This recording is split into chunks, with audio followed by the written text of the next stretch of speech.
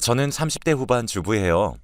살면서 살림이 나아진 집은 첫째가 고생, 잘 살다가 나중에 망한 집은 막내가 고생이라고 하잖아요. 저희 시댁의 경우는 전자였어요. 노름에 빠져서 대대로 내려온 전답에 하나 남은 집까지 팔아먹고 돌아가신 시아버지 탓에 제 남편은 어려서부터 가장 노릇을 하며 고생을 했거든요. 어머니 말씀으론 제 남편이 공부를 잘해서 동네에 소문난 수재였다는데 집이 찢어지게 가난한 탓에 대학은 꿈도 못 꾸고 낮에는 일하고 밤에 야간 고등학교를 다녔다고 하더군요. 내 자식이지만 큰애는 정말 버릴 게 하나 없는 사람이다. 못난 부모 만나 어릴 때부터 굶기도 많이 굶고 이 고생 저 고생 안 해본 게 없는 애야. 애미로서 해준 것도 없고 고생만 시킨 게 마음에 걸리는구나. 살아생전에 어머님께서는 늘 이렇게 말씀하셨어요. 어머니 말 맞다나 저희 남편 같은 사람도 없을 거예요. 성실하고 자상한 데다 어려운 사람을 보고 그냥 넘기는 적이 없는 사람이죠. 의경으로 제대하고 경찰이 된 남편은 동네 파출소에 있을 때도 사비를 털어 독거노인과 불우 청소년을 돕곤 했어요. 쉬는 날에도 몸이 불편한 동네 어른들을 찾아뵙느라 휴일도 반납할 정도였죠. 그러다가 어머님이 돌아가시고부터는 아예 10살 어린 동생을 맡아 키우고 대학 공부까지 시켰죠. 시동생 결혼할 때는 신혼집 구하라고 대출까지 받아 전셋집을 해주었고요. 저희 친정엄마는 이런 제 남편을 보고 오지랖이 넓다고 탓하지만 그때까지만 해도 저는 그렇게 생각 안 했어요. 부모 없이 결혼하는 동생을 생각하는 남편의 마음을 잘 아니까요.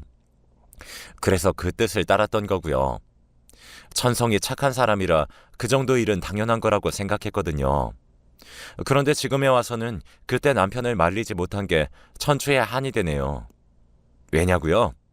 바로 얼마 전 시동생이 했던 행동 때문이에요.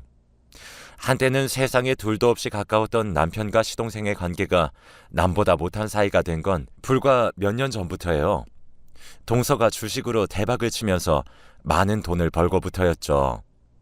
옛말에는 곳간에 인심이 난다고 했지만 실상은 곳간이 채워질수록 개구리 올챙이적 생각을 못하더라고요. 허울 좋은 옛말일 뿐이었던 거죠. 없는 살림에 돈이 생기고 보니 시동생 내외의 목에 힘부터 들어갔어요.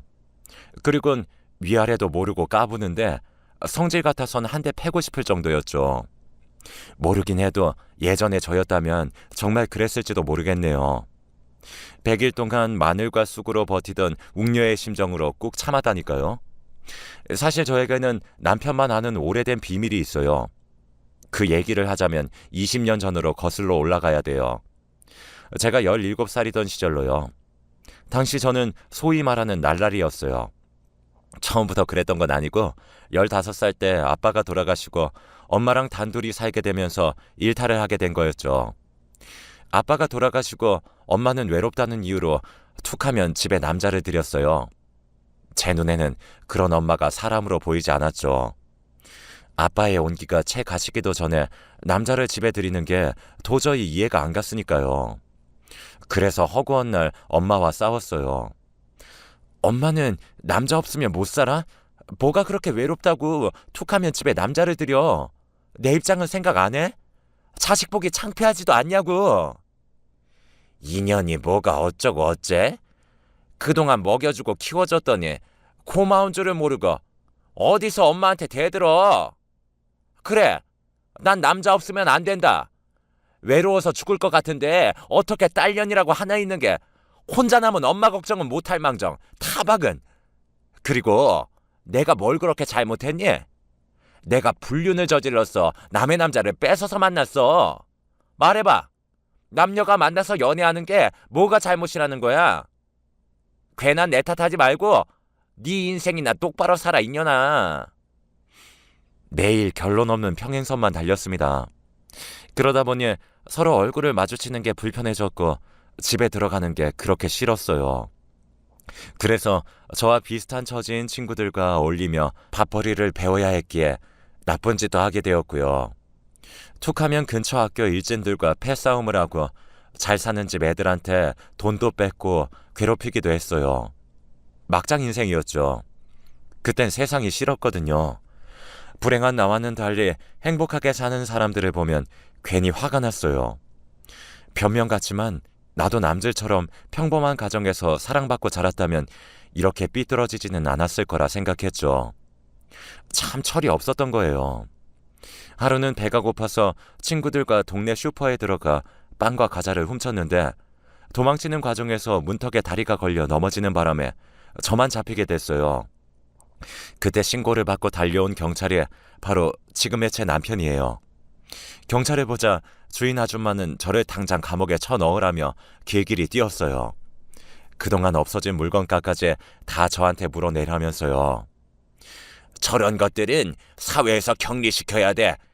태가리에 피도 안 마른 게 벌써부터 남의 물건에 손대는데 어디 제대로 된 인간이 되겠냐고. 하나를 보면 열을 안다고. 모르긴 해도 네 부모도 너랑 똑같은 연놈들일 거다. 그러니 자식을 도둑년을 만들었지. 저런 것도 딸년이라고. 네 엄마 너 낳고 미역국을 먹었다니? 네 엄마 낯짝이 궁금하다. 순간 그 말에 울컥했어요. 아무리 제가 잘못은 했지만 죄 없는 우리 엄마까지 욕먹으니까 화도 나고 속이 상했거든요. 그때였어요. 얼굴이 빨개진 남편이 소리를 버럭 질렀어요. 아주머니, 말이 너무 심한 거 아닙니까? 아주머니도 자식 키우는 입장이면서 무슨 말을 그렇게 하세요. 이 학생이 돈을 훔친 것도 아니고 빵이랑 과자였어요. 보면 몰라요. 배가 고파서 훔친 거라는 걸. 어른이 돼서는 그 정도 헤아려 줄 아량도 없으세요? 물론 훔친 건 잘못이지만 적어도 얼마나 배가 고팠으면 그랬을까 하는 생각 정도는 하실 수 있는 거잖아요. 그런데 거기다 대고 그런 모욕까지 하셔야 되겠어요? 정말 너무하시네요. 그 말에 주인 아줌마는 더 이상 아무 말도 하지 않았어요. 그리고는 이전에 없어졌던 것까지 다 물어준다면 없던 일로 하겠다고 하더군요. 그리고는 10만 원을 불렀어요. 당장 주머니에 100원짜리 동전 하나 없던 저는 고개만 떨굴 뿐이었죠. 남편은 일단 자기 돈으로 값을 치르고는 저를 데리고 나왔어요. 그때까지 제 머릿속에는 파출소에 도착하면 엄마한테 전화를 할 테고 그럼 엄마 얼굴을 어떻게 보나 그 걱정뿐이었거든요. 그런데 남편이 저를 파출소가 아닌 분식집으로 데리고 가지 뭐예요? 그리고는 김밥과 떡볶이에 순대까지 잔뜩 시켜주었어요. 일단 먹자. 나머지 일은 먹고 나서 해결하자고. 내가 많이 굶어봐서 아는데 배고프면 아무 생각도 안 나. 남편은 제 손에 젓가락을 쥐어주며 다정하게 웃어주었어요. 슈퍼에서 봤을 때 몰랐는데 가까이서 보니 저랑 나이 차이도 얼마 안 나는 젊은 오빠더라고요. 그런데도 행동은 나이 든 어른들보다 더 어른 같았더라니까요. 저희 엄마나 슈퍼 아줌마보다 더요. 딱히 사건 접수된 것도 아니고 슈퍼 주인 아줌마가 돈도 다 돌려받아서 더는 문제 삼지 않겠다고 한 덕분에 저는 파출소 소장님한테 훈계를 듣는 걸로 그날의 사건은 일단락 되었어요. 하지만 제가 미성년자였기 때문에 보호자한테 인계를 해야 해서 부득이 엄마가 파출소에 와야 했죠. 화려한 화장과 옷차림의 엄마는 남자와 함께 파출소로 들어왔습니다. 그리고는 다짜고짜 제 뺨을 쳤죠. 차라리 죽어라 이년아. 네 애미 잡아먹으려고 곡하니? 지금 이런 걸 딸년이라고 키워낸 내가 이러고 사는 내 인생이 불쌍하다.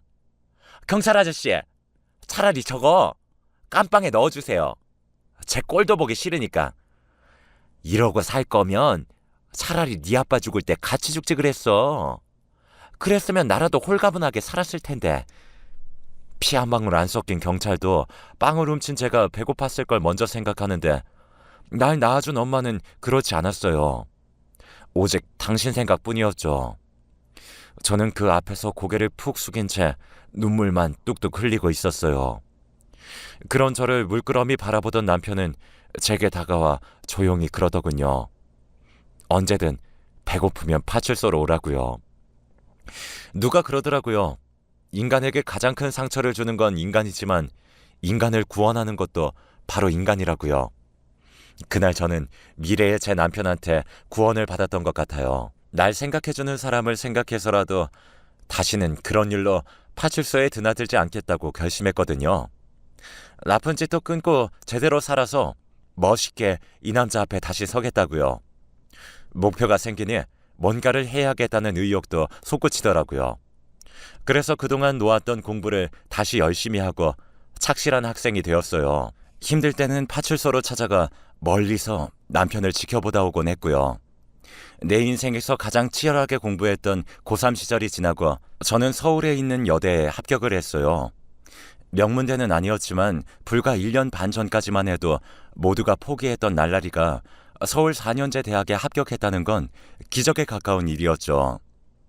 담임도 엄마도 반 애들도 놀랄 정도였죠. 대학 합격 소식을 접한 저는 바로 파출소로 달려갔어요. 그리고 남편한테 당당히 고백했어요. 아저씨, 저 4년만 기다려주세요. 대학 졸업하면 그땐 저랑 사귀자고요. 그러니까 그때까지는 절대로 다른 여자랑 결혼하면 안 돼요. 밑도 끝도 없는 제 말에 남편은 당황하더라고요. 그도 그럴 것이 남편은 저를 기억하지 못했거든요. 하지만 당돌한 여고생의 프로포즈에 남편은 수줍은 얼굴로 말이라도 고맙다고 해주더군요. 저는 100% 진심이었는데 말이죠. 제가 창피한 것도 불구하고 몇 년 전 근처 슈퍼에서 빵 훔치다 걸린 애라고 제 과거를 설명하자 한참 뒤에야 남편과 파출소 사람들은 저를 알아보고는 대학 입학을 축하해 주었어요. 그날 이후 저는 종종 파출소에 들려 내 남자가 잘 지내나 확인을 하곤 했어요. 혹시 주변에 여자가 꼬이지는 않을까 전전긍긍하면서요. 어느새 파출소 사람들은 그런 저를 재수씨라고 불러주었고요. 그럴 때마다 남편은 귀까지 빨개져서는 도망을 쳤지만요. 10번 찍어 안 넘어가는 나무 없다고 제가 2년 넘게 찾아가다 보니 남편도 조금씩 제게 마음을 열어주었어요. 깻잎 머리 교복 차림 여고생일 때는 아무래도 어려 보였겠지만 이젠 화장도 익숙한 여대생으로 변해서 그런가 애 취급도 안 하고 말이죠. 그렇게 파출소를 드나든 지 2년하고 3개월 만에 저는 남편과 정식으로 사귀게 되었습니다. 당시 시동생은 고등학생이었는데 형제의 우애가 좋은 건지 눈치가 없는 건지 글쎄 데이트를 할 때 종종 따라 나오곤 했어요. 그때는 저한테 누나라고 부르며 엄청 잘 따랐었죠. 형제가 없는 저로서는 그런 시동생이 그렇게 귀엽더라고요. 시동생이 고3이 되고 수능 시험을 보러 갈 때도 몸이 아프신 어머님을 대신해 제가 시험장까지 따라갔을 정도였죠. 남편은 비상근무를 하느라 정작 자기 동생 시험장에는 갈 수가 없었거든요. 결혼도 하기 전부터 시댁의 큰아들 며느리 노릇을 했던 저는 시동생이 시험을 마치고 나올 때까지 교문 앞을 지키고 있었어요. 교문에 커다란 엿을 붙이고 간절히 기도하는 부모님들 사이에서 말이죠. 수능 시험을 마치고 나온 시동생은 그런 저를 발견하곤 미안해서 어쩔 줄 모르더라고요. 형수님, 제가 알바해서 첫 월급 타면 다른 사람은 몰라도 형수님 선물은 꼭 사드릴게요. 그러니까 우리 형이랑 헤어지지 말고 꼭 결혼까지 하세요. 남편과 달리 넉살이 좋은 시동생은 추위에 덜덜 떨고 있는 제 손을 꼭 잡아주며 그러더라고요. 다행히 수능 성적이 잘 나온 시동생은 무난히 서울 4년대 대학에 합격했고 입학 전까지 아르바이트를 하며 용돈을 벌었어요. 그리고는 약속했던 대로 제게 귀걸이를 선물해 주었죠. 은도 아니고 싸구려 길거리표였지만 아직도 그 귀걸이를 가지고 있을 만큼 제게는 뜻깊은 선물이었어요. 대학을 졸업한 저는 전공을 살려 교육 관련 회사에 취직을 했고 그해 가을 드디어 결혼을 하게 되었죠. 주변에선 뭐 그리 일찍 결혼을 하냐고 했지만 솔직히 친정엄마와 사이가 안 좋았던 저는 하루라도 빨리 결혼해 집을 탈출하고 싶어서 더 서둘렀어요. 고부간의 갈등으로 고생하는 사람들도 있겠지만 제 경우는 오히려 어머님이 친정엄마보다 편하고 좋았어요. 어린 나이에 없는 집에 시집와 고생이 많다고 하시며 늘 제 걱정을 해주실 정도로 저희 어머님은 따뜻한 분이었거든요. 그렇게 몇 년간 시어머니의 사랑을 듬뿍 받으며 모처럼 사람 사는 것처럼 살았는데 제가 첫 아이를 임신하던 그해 어머님이 갑자기 세상을 떠나셨지 뭐예요. 막상 돌아가시고 나니까 그간 맞벌이 한다는 핑계로 어머님께 밥이며 빨래까지 맡겨놨던 게 그렇게 죄송할 수가 없더라고요. 살아계실 때 좀 더 잘해드릴 걸 하는 생각에 한동안 엄청 힘들었어요. 든 자리는 몰라도 난 자리는 티가 난다고 어머님의 빈자리는 무척 크게 느껴지더라고요. 남편은 남편대로 가장으로서 어머님의 빈자리를 채우려고 저보다 더 노력하는 것 같았어요. 특히 아직 대학생인 시동생한테요. 그런 마음을 잘 아는 시동생도 형한테 부담 지우지 않으려고 학과 공부도 알바도 열심히 하더라고요. 그런 모습이 참 기특했어요. 그렇게 한 몇 년간은 우애 깊은 형제 사이에서 저는 평범한 결혼 생활을 이어갈 수 있었어요. 한때 놀던 아이였던 흔적은 깨끗이 지운 채 말이죠. 거기다 남편이 근무지를 옮겨서 더더욱 제 과거를 아는 사람이 없었죠. 그 사이 군대도 다녀오고 대학까지 졸업한 시동생은 의료기기를 취급하는 중소기업에 취직해 직장 생활을 했어요. 거기서 경비과 직원이던 동서를 만나 결혼을 하게 되었고요. 둘 다 사회생활을 막 시작한 시점이라 모아놓은 돈도 없었지만 속도 위반을 하는 바람에 서둘러야 했어요. 그래서 시동생 집은 우리가 마련해줘야 했죠. 남편도 그렇지만 저 역시 시동생과는 친형제처럼 살았던지라 그땐 당연한 일이라고 생각했어요. 그래서 오히려 제가 나서서 은행 대출을 알아봤었죠.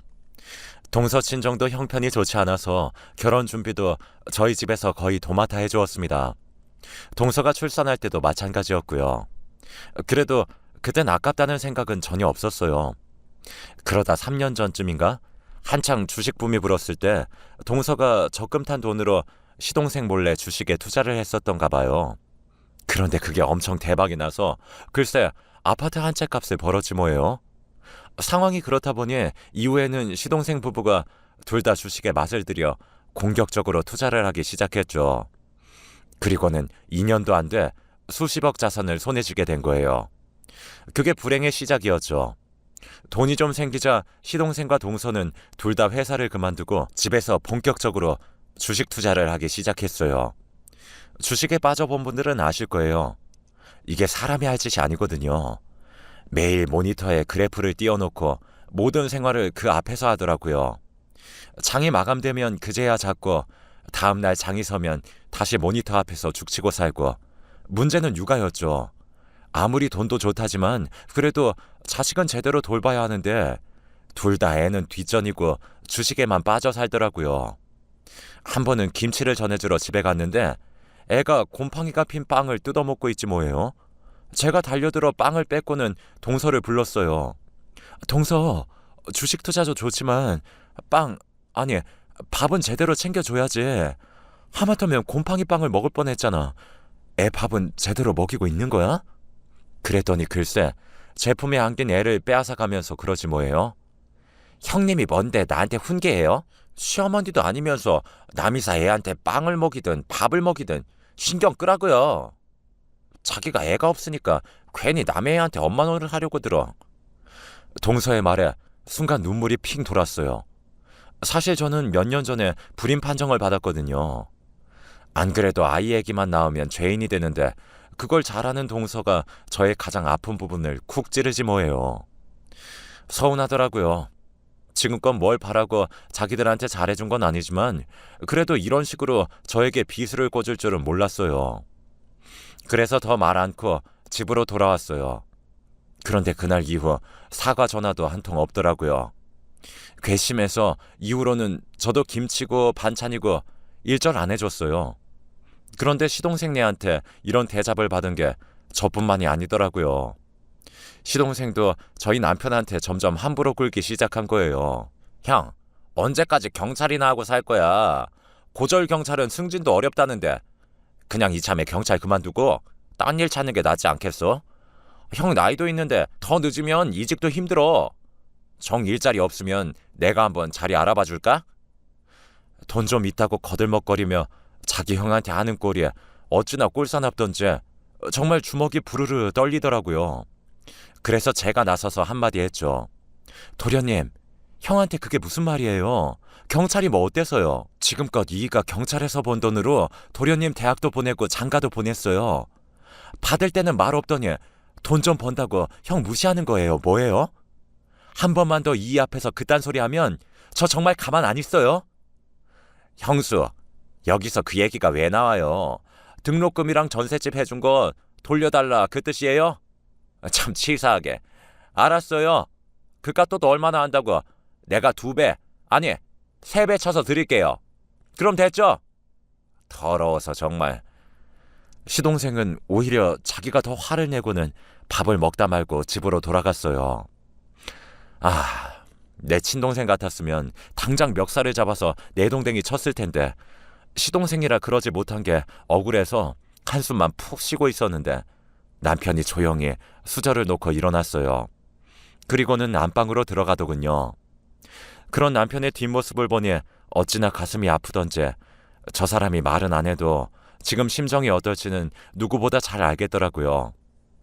그날 이후 시동생 부부는 저희 집에 발걸음을 뚝 끊었습니다. 기대도 안 했지만 2배, 3배 주겠다던 돈도 감감무소식이었고요. 그러던 어느 날이었어요. 막 출근해서 업무를 시작하려는데 파출소에서 전화가 왔지 뭐예요. 네? 그이가 다쳐요? 얼마나요? 순찰을 나갔던 남편이 공사장에서 무단으로 투기한 폐자재에 걸려 넘어져 다리를 다쳤더라고요. 남편은 한사코 집에 연락하지 말라고 했지만 상처가 심해서 병원에 입원을 해야 해서 연락을 했던 거죠. 저는 회사에 월차를 내고 병원으로 달려갔어요. 도착해보니 응급수술을 해야 한다며 수술 동의서에 사인을 하라고 하더라고요. 남편을 수술실에 들여보내놓고 그 앞에서 한참을 울었어요. 수술을 해도 다리 상태가 예전처럼 돌아오지 못할 거라고 했거든요. 아직 40대 중반인데 다리를 절게 될 거라니 눈앞이 캄캄하더라고요. 누구보다 건강에 자신이 있던 사람이 그런 자신의 모습을 받아들이기도 쉽지 않을 것 같아서 혹여 마음에 상처를 받지는 않을지 걱정이 됐죠. 그렇게 수술을 받은 남편은 4시간 뒤에 병실로 옮겨졌어요. 늘 든든한 산처럼 느껴졌던 남편이 초췌한 모습으로 병상에 누워있는 걸 보니 자꾸 눈물이 나더라고요. 그래서 우는 모습을 남편한테 들키지 않으려고 화장실로 갔어요. 그리곤 돌아가신 어머니한테 빌었죠. 어머님, 평생 고생만 한 이 사람 다리까지 절게 되면 불쌍해서 어떻게 해요? 어머님이 제발 도와주세요. 제가 제사도 더 열심히 지내드릴게요. 그런다고 될 일은 아니었지만 그래도 저로서는 믿을 구석이 없어서 한참을 속으로 기도를 했어요. 병실에 돌아와 보니 수술을 집도했던 의사 선생님이 와 계시더라고요. 하도 울어서 2눈이 시뻘개진 저를 보시더니 수술이 잘 됐으니 걱정하지 말라며 위로를 해주시더군요. 다행히 부위가 나쁘지 않아서 재활만 잘하면 다리를 저는 일은 없을 거라고요. 그 말에 어찌나 위안이 되던지 나도 모르게 어머님 감사합니다를 외쳤다니까요. 마취에서 깨어난 남편은 자신의 다리는 생각도 않고 제 걱정부터 했어요. 놀라게 해서 미안하다고요. 뭐가 미안해? 다친 당신이 왜 미안해? 거기에 폐자재를 버린 놈들이 미안해야지. 내가 당신 태엄만 해봐. 그것들 아주 가만히 안 둬. 성질을 버럭 내는 저를 보고는 그제야 남편이 빙그레 웃더군요. 수술은 잘 됐지만 재활을 해야 해서 남편은 당분간 집에서 쉬어야 했어요. 그렇게 한 달이 지난 어느 날이었습니다. 퇴근해보니 시동생 내외가 집에 와 있더라고요. 형이 다쳤다고 연락을 해도 병원을 들여다보지도 않더니 그래도 걱정은 됐는지 집으로 찾아왔나 했어요. 그런데 남편과 뭔가 얘기를 나누다가 제가 들어오니 얼른 입을 닫더라고요. 내외가 제 눈치만 슬슬 살피는 게 낌새가 하도 수상해서 일부러 남편 옆에 가서 앉았어요. 무슨 얘긴데 내가 오니까 딱 그쳐요? 여보, 무슨 얘기했어? 그러자 남편은 착잡한 표정으로 제 눈을 피해 고개를 돌리더군요. 그때였어요. 동서가 그러더라고요. 이렇게 된 거 숨길 거 있나요? 따지고 보면 아주버님한테도 좋은 제안인데 다리도 다치셔서 전처럼 경찰 일하기 힘들 거 아니에요. 게다가 요즘 세상이 좀 흉흉해요. 칼에 총까지 든 범인을 잡으러 다니다 혹시 큰일이라도 당하면 어떻게 해요? 다리까지 성치 않은데 게다가 사람들이 경찰이라고 하면 어디 대접이나 해주나요? 짭새니 뭐니 놀리기 일쑤지. 그러니까 이참에 경찰 그만두세요. 저희가 아주버님 모실게요. 순간 귀를 의심했어요. 경찰을 그만두라는 건 그렇다 쳐도 왜 자기들이 내 남편을 모신다는 건지 이해가 안 갔거든요. 그런데 들어보니 일자리를 준다는 얘기더라고요. 얼마 전에 시동생이 컨설팅 회사를 차렸는데 거기 와서 일하라고요. 그때였죠. 묵묵히 듣고 있던 남편이 동서 말을 끊고는 자기는 그럴 생각이 없다고 거절을 하더라고요. 평소라면 상대방 얘기를 다 듣고 자기 얘기를 하는 사람이 왜 이러나 싶었죠. 그런데 동서 얘기를 더 듣고 보니 남편이 왜 그랬는지 알겠더라고요. 왜요? 동서 기사라서 그래요?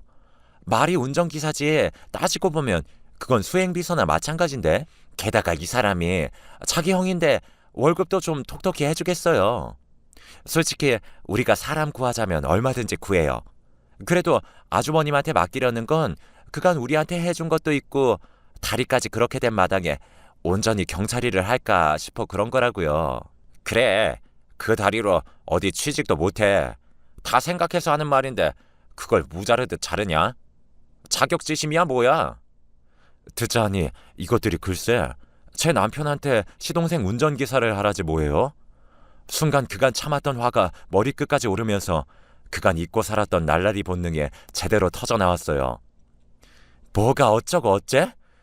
이 미친 것들이 어디서 대먹지 않은 소리 씹으려? 뭐? 그 다리로 어디 취직도 못해? 찢어진 주둥아리라고 어디서 함부로 나불거려 대먹지 않게. 니들 둘 오늘 대가리가 엉덩이에 인사 좀 해볼래? 니들 눈깔 빼서 저글링 한번 해줘. 가짜는 무말랭이 같은 것들이 어디 감히 내 남편한테 지 기사를 하래? 한번 터져나온 왕년의 욕짓거리들을 날 것 그대로 시동생 내외의 얼굴에 뿜어줬어요. 이런 저의 모습을 처음 본 세 사람은 아무 말도 못한 채 입만 떡 벌리고 굳어버렸죠.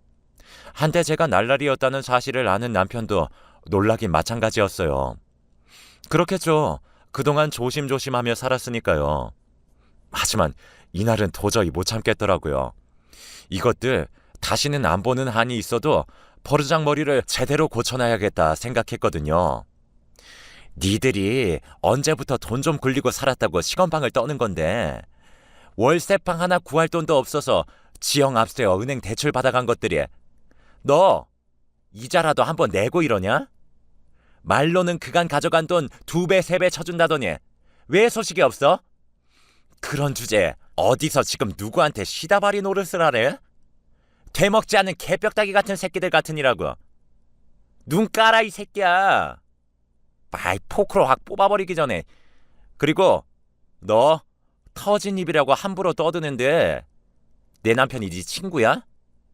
띠동갑도 넘는 아주머님한테 어디 건방지게 반말을 해. 나이를 똥으로 처먹었냐?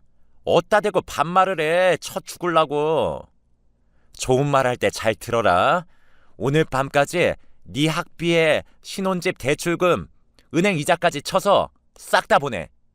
동사가 경리 출신이니까 돈 계산은 잘하리라 믿지만 혹여라도 계산 틀리면 내가 10원마다 강냉이 하나씩 털어줄 테니까 한치의 오차도 없이 확실히 해. 알았어?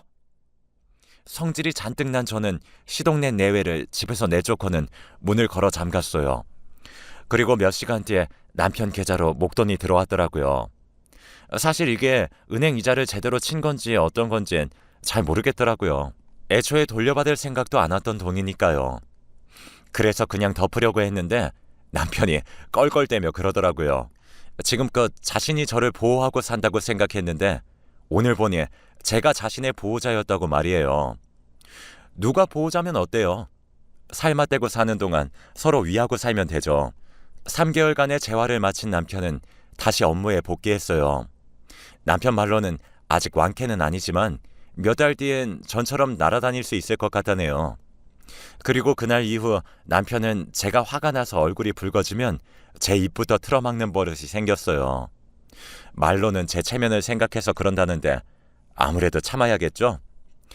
참, 컨설팅 사업을 시작했던 시동생은 몇 달을 못 넘기고 쫄딱 망했어요. 가지고 있던 주식이 폭락해 적자인 회사를 운영해 나갈 자금이 부족해서 그랬다더군요. 화무 11홍이라고 부귀와 권세가 영원하지 않다는 건 몰랐던 거죠. 그래서 다들 하루하루 열심히 일하며 사는 거 아니겠어요? 하루하루 열심히 살아가는 여러분들께 좋은 기운들이 가득하길 바랍니다.